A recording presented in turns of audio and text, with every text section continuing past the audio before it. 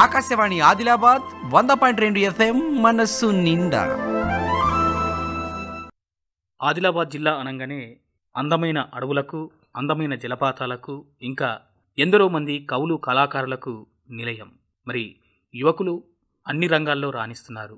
మరి అట్లా గానంలో తనకంటూ పేరు తెచ్చుకుంటూ ముందుకు సాగుతున్న సిరికొండ మండల కేంద్రానికి చెందిన కాల్వ తరుణ్ యాదవ్ ఇయాల్టి మన యువవాణి కార్యక్రమంలో ఉన్నారు. మరి వారితో ముచ్చట పెడదాం. నమస్కారం తరుణ్. నమస్కారం సార్. ముందుగా చెప్పు, అసలు మీ కుటుంబ నేపథ్యం ఏమిటి? మీరు ఎంతమంది అన్నదమ్ములు? మీ అమ్మా నాన్న ఏం చేస్తుంటారు? అది వ్యవసాయ ఆధారిత కుటుంబం సార్. అమ్మ నాన్న కూడా వ్యవసాయం. ఇద్దరం చెల్లె నేను. నువ్వేం చదువుకున్నావు ఇప్పటి వరకు? ఎంత వయసు ఉంటుంది నీకు? ఏం చదువుకున్నావు? నా ఏజ్ వచ్చేసి 23 ఉంటుంది సార్. Degree complete. డిగ్రీ పూర్తయింది. ఏ విభాగంలో? BSc science. ప్రస్తుతం ఏం చేస్తున్నావు మరి? ప్రజెంట్ గవర్నమెంట్ ఉద్యోగాలకు ప్రిపేర్ అవుతుంది. ప్రభుత్వ ఉద్యోగాల కోసం సిద్ధమవుతున్నావు. అవును సార్. అయితే మరి ఒక ఒక గాయకునిగా మారాలని ఎందుకు అనుకున్నావు అసలు? నేను స్కూల్ స్థాయి నుండి వాడేవాడిని. అంటే మా తాత కూడా అప్పుడప్పుడు నాటకాలు వేషాలు వేసేవాడు మా విలేజ్లలో, అప్పుడప్పుడు కార్యక్రమాలు ఉన్నప్పుడు. ఆ విధంగా మనకు తాత ద్వారా వచ్చింది. మీ ఇంట్లో మీ తాత గాయకుడే? గాయకుడు. ఏం పేరు మీ తాత పేరు? రాములు. అంటే ఊళ్ళో నాటకాలు కింద వేసేవారా? నాటకాలు, బుర్రకథలు. మరి ఏ తరగతి నుంచి నువ్వు ఇట్లా పాడడం మొదలు పెట్టినావు? 5th క్లాస్ నుండి పాడుతుంది. 5వ తరగతి నుంచి. మరి మొట్టమొదటిసారి పాడినటువంటి పాట ఏ పాట పాడినావు? నీకు ఆ పాట గుర్తుందా? గుర్తుంటే ఆ పాట కొంచెం వినిపించు మాకు, మా శ్రోతలకు. స్కూల్ స్థాయి నుండి తెలంగాణ ఉద్యమంలో వీరులార వందనం సాంగ్ ద్వారా పేరు వచ్చింది నాకు స్కూల్లో. ఒకసారి వినిపిస్తావా ఆ పాట? తప్పకుండా సార్.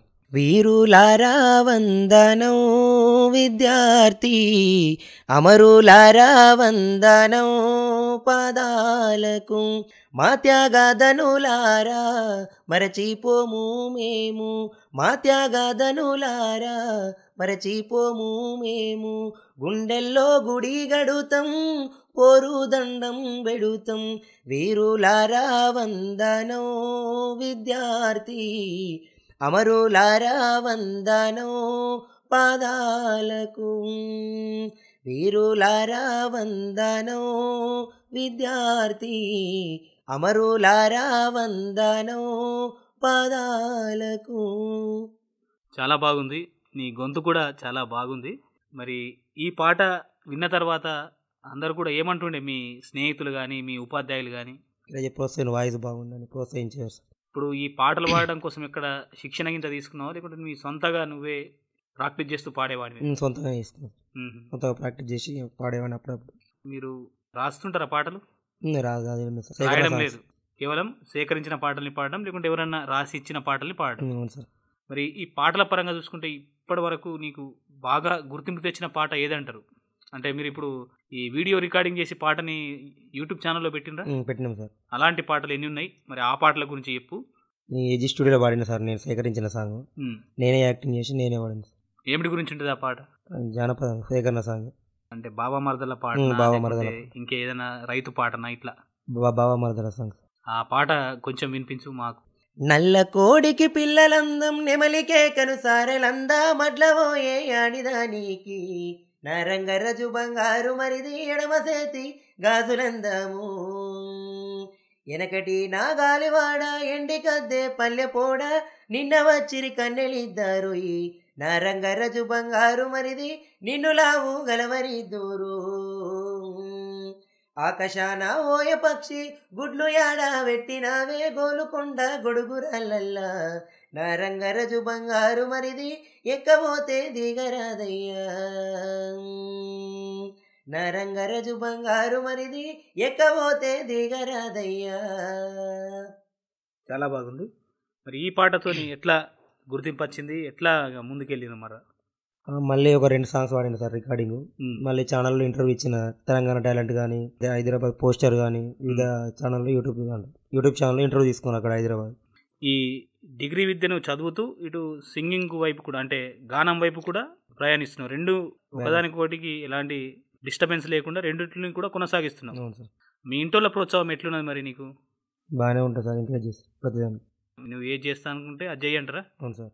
అయితే మరి ఇటీవల ఈ జిల్లా స్థాయి యువజనోత్సవాల్లో మీరు సోలో సింగర్ విభాగంలో జిల్లా స్థాయిలో మొదటి బహుమతి సాధించారు. దీనికోసం ఎట్లా ఉండే ఈ ప్రక్రియ? ఎట్లా మిమ్మల్ని ఎంపిక చేసిండ్రు? ఆ వివరాలు చెప్పు. పేపర్ ప్రకటన చేసిన సార్. జిల్లా యువజనోత్సవాలకు సంబంధించి అంటే నేను వచ్చిన ఇక పాడడానికి తెలిసిన సింగర్స్ కూడా ఉండే అన్నవాళ్ళు. ఉమ్. ఇక వాళ్ళ నా వాయిస్ తగ్గట్టు ఎంకరేజ్మెంట్ చేసి ప్రోత్సహించి సెలెక్ట్ చేసిండు జిల్లా స్థాయి. ఏ పాట పాడినావు మరి జిల్లా స్థాయిలో మొదటి బహుమతి రావడానికి కారణమైన పాట ఏది? మహిళలకు సంబంధించిన నేరాలు అత్యాచారాలు అట్లా ఆ సాంగ్ పాడింది. అది వినిపించండి ఒక 2 లైన్లు. తప్పకుండా. బంధాల బంధాలు తెంచుతుండు మనిషి, జంతువై జగములో బ్రతుకుతుండు, కోరికల కోరలే చాచుతుండు మనిషి, రాక్షస రాజ్యాన్ని ఏలనుండు, వయసు వశము తప్పి మనసుకే మసివట్టి, యువతరము చెడుదారి పడుతున్నదో, క్షణకాల సుఖమును పొందగోరి అయ్యో పసిమొగ్గల ఉసురు తీస్తున్నరో, తుమ్మ ముల్లమ్మ పోతిల్లుగా అయ్యో చెత్త కుప్పలు అయిన వాళ్ళుగా, దిక్కులేని సాగు సస్తుండ్రు పిల్లలు, కుక్కలకు ఆరమవుతున్నరే, బంధాల బంధాలు తెంచుతుండు మనిషి, జంతువై జగములో బ్రతుకుతుండు, పేగు బందెము పైన పెడబుద్ధితో ఒకడు మృగమై పంజాని విసురుతుండు, తాగింది తలకెక్కి తండ్రి ప్రేమను మరిసి, పసిదాన్ని పసివోలే చెడుపుతుండు, ఆడ జన్మెత్తుటే పాపమా అది ఆ బిడ్డ పాలిట శాపమా. సందేశాత్మక గీతం, మహిళలపై జరుగుతున్నటువంటి అన్యాయాలన్నిటి కూడా ఈ పాటలో చెప్పిండ్రు. ఈ పాట ఎవరు రాసిండ్రు మరి? రాసిండ్రు, ఆయన మీకు పాడమని ఇచ్చిండ్రు. ఇదంతా కూడా ట్యూన్ కట్టి ఆయన ఇచ్చిన మొత్తం అంటే రికార్డింగ్ సాంగ్ సార్. జిల్లా స్థాయిలో మొదటి బహుమతి వచ్చింది. ఆ తర్వాత ఎక్కడికి వెళ్ళారు మీరు? రాష్ట్ర స్థాయికి వెళ్ళాము, శిల్పారామం. అక్కడ ఏ పాట పాడింది? అక్కడ ఎలక్షన్లకు పరిమితం అయిపోతున్న ప్రజలు ఓట్ల ద్వారా అన్నట్టు, రాజకీయ నాయకుడికి ఎదిగిపోతున్నాడు, ప్రజలు ఏ స్థితిలో అదే అక్కడనే ఉండరు, ఓట్లప్పుడే ప్రజలకు రాజకీయ నాయకులు గుర్తొస్తున్నట్టు బుట్టపల్లి సురేంద్ర రాసిన సాంగ్ పాడిన. అది కొంచెం వినిపిస్తావా? తప్పకుండా. ఉన్నవాడు మేడ మీద మేడలెన్నో కట్టుతుంటే, పేదవానికి ఉన్న నీడ నేల కూలి చెదురుతుంటే, ఇదే నా దేశం మారిన తీరు చూడవే పేదలా కలిపోరు, రాజ్యంలో రాజకీయ జెండాలు తప్ప మరేది మారలే, అడగవే అమ్మా ఈ భారతదేశం వెలుగుతుందట, అడగవే అమ్మా అడగవే అమ్మా ఈ భారతదేశం వెలుగుతుందట, అడగవే అమ్మా, కలిగినోళ్ళ కలికి మేడ మేడకెదుటే మురికివాడ, కారులోన దొరల జోరు కాలె కడుపుతో తిరుగునొకడు, ఇవే నా మార్పుకు ఆనవాళ్ళు, అప్పులతో నెత్తిన ఎత్తిరిరాళ్ళు, కోట్లల్లో మునుగుతున్న దేశాన్ని నేను ప్రశ్నిస్తే నేరమే, అడగవే అమ్మా ఈ భారతదేశం వెలుగుతుందట, అడగవే అమ్మా, కర్మకాలి వ్యాధులస్తే కర్మకాండే గగనమాయే, మధ్యతరగతి మనిషి బతుకు దవాఖానలో దానమాయే, ప్రాణముకు విలువన్నది లేదమ్మ, ఓటుకే పరిమితమైనది జన్మ, మార్పుకు పునాదోలే ఈ శవాలన్నీ వేస్తారే, అడగవే అడగవే అమ్మా ఈ భారతదేశం వెలుగుతుందట, అడగవే అమ్మా. చాలా మంచి గీతం అండి. ఇది ప్రజల్లో చైతన్యాన్ని నింపే గీతం. అయితే మరి ఇప్పటి వరకు మీరు ఎన్ని పాటలు రికార్డింగ్ దాకా వెళ్ళినాయి అంటారు? మీరు పాడిన పాటలు ఒక సాంగ్ రిలీజ్ అయింది, ఒక సాంగ్ అట్లా విడుదల కావాల్సింది. మీరు చిన్నప్పటి నుంచి అయితే ఇప్పటి వరకు ఎన్నో పాటలు పాడి ఉంటారు కదా, మీరు పాడిన పాటలలో మీకు బాగా నచ్చిన పాట లేకుంటే మిమ్మల్ని బాగా ప్రభావితం చేసిన పాట ఏది, అది ఎవరు రాసిండ్రు, ఆ పాట గురించి చెప్పుండ్రు. అంటే మామూలుగా నేను జానపద సాంగ్ పాడేవాడిని, మన రీలా రవైనా రాసిన సాంగ్ ఏది? చింతామాను చిలకల బాయ్ అనే పాట ఉంటుంది. ఎందుకు అది అంతగానో నచ్చింది నీకు? నేను చిన్నప్పుడు క్యాసెట్లో వినేవాడిని బాగా, మా పాటతో మెల్లమెల్లిగా పాడుకుంటా. ఒక 2 లైన్లు. చింతామాను చిలకల బాయి మల్లోకి పోతుంది వస్తావేమే రమణమ్మ, వరికోత కస్తావేమే ఓ రమణమ్మ, సింతామాను సిలకలబాయి మల్లోకి వరి కోతుంది వస్తావేమే రమణమ్మ వరి పోతుంది వస్తావేమే రమణమ్మ కోత ఎవరికి చెప్పద్దు నిన్ను నమ్ముకున్నాయి పొద్దు నువ్వు వస్తావంటే ఎదురుగా వస్తా రమణమ్మో నువ్వు రాలేవంటే బావిల పడతా రమణమ్మ సింతామాను సిలకలబాయి మల్లోకి వరి కోతుంది వస్తావేమే రమణమ్మ వరి వరి కోత కస్తావేమే ఓ రమణమ్మ.